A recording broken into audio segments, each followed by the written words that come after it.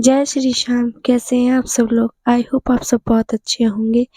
मेरी दोनों सिस्टर ने, मैंने और मम्मी ने बाबा श्याम का आशीर्वाद लेकर मंदिर में मत्था टेक कर बाबा श्याम से राजस्थान से उत्तराखंड की जर्नी स्टार्ट की।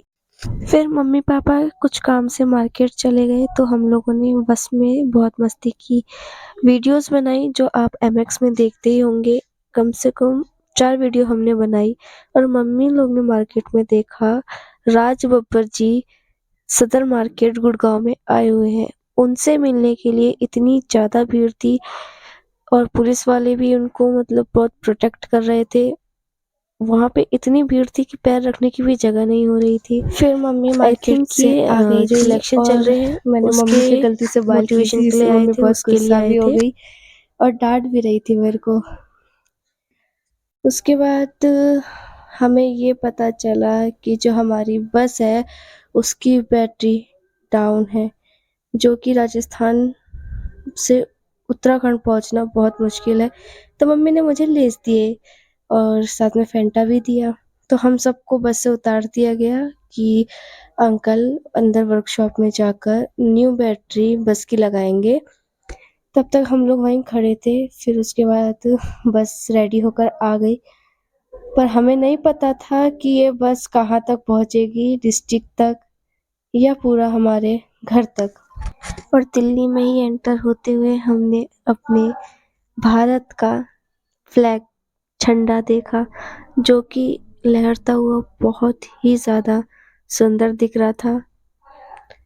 फिर उसके बाद हमने देखा कि जो शावर बहुत ही अच्छा लग रहा था, मतलब दिल्ली का जो सीन है वो भी बहुत प्यारा लग रहा था। रात के 11:30 के आसपास खाना खाने के लिए बस रुकी, जहाँ पे हमने खाना तो नहीं खाया पर मैं टेढ़े मेढ़े लेके बैठ गई जो पापा ने मुझे गुड़गांव से दिलवाए थे। फिर हमने सुबह की बस वॉकिंग स्टार्ट की और ये टनकपुर का रास्ता है। हम टनकपुर पहुंचे, हम सब लोग बैठे हुए थे तो वहाँ पे जो वहाँ के कर्मचारी ने, एक अंकल ने हमसे पूछा और ये बोला कि मम्मी मेरी सगी बहन लगती है, मेरी मम्मी नहीं लगती है।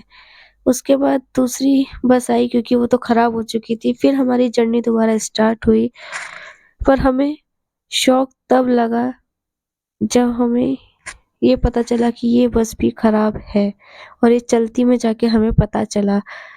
चलती में जाने के बाद हम लोगों ने थोड़े से काफल खरीदे और हम लोगों ने फिर माज़ा पिया। फिर ये बस दोबारा चलने लगी, पर थोड़ा ही चलने के बाद अमोड़ा गांव में बस खराब हो गई। फिर कुछ देर हम बैठे रहे, पर मेरी जो बीच वाली बहन है प्रियांशी, वो सो चुकी थी। बस खराब होने के बाद समझ नहीं आ रहा था क्या करें, तो हम सब लोग बाहर बैठ गए। टिकट भी सबने वापस ले ली थी और मम्मी भी थोड़ा सैड थी कि हम अब घर कैसे जाएंगे, क्योंकि वहां से हमारा घर बहुत ही ज़्यादा दूर था और किसी ने शाम से कुछ भी नहीं खाया था। फिर मैंने सोचा थोड़ी सी यहाँ की भी व्यू बना लें, तो यहाँ पे एक होटल था, ये सारे पैसेंजर भी। फिर उसके बाद मेरी बहन लोगों ने खाना खाया क्योंकि उनको बहुत तेज भूख लग रही थी। गाड़ी आई, उसके बाद हम लोग चंपावत पहुंचे एक बरेली वाली बस से।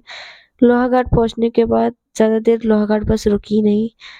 फिर उसके बाद हम जब पिथौरागढ़ पहुंचे फाइनली, तो मैं बहुत ही सालों बाद अपने नाना जी से मिली और उनसे मिलके बहुत अच्छा लगा। फिर वहां से पापा ने हमारे लिए मैक्स बुक करवाई थी, जौलजीबी टू पिथौरागढ़ की।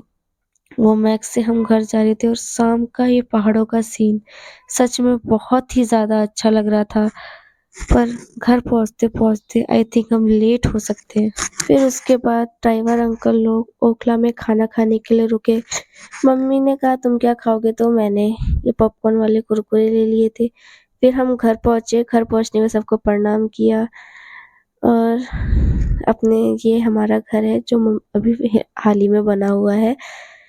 यहाँ से हमने ताला खोला, यहाँ पे अपना सामान रखा। फिर मैं गई अपनी बड़ी मम्मी के वहाँ, जो गिफ्ट मम्मी पापा और मम्मी दोनों मेरी बड़ी मम्मी के लिए लेकर आए थे। मम्मी क्या बोलते हैं, चांदी की चूड़ियाँ लाई थी और साड़ी लाई थी जो पापा ने भिजवाए थे राजस्थान से बड़ी मम्मी के लिए।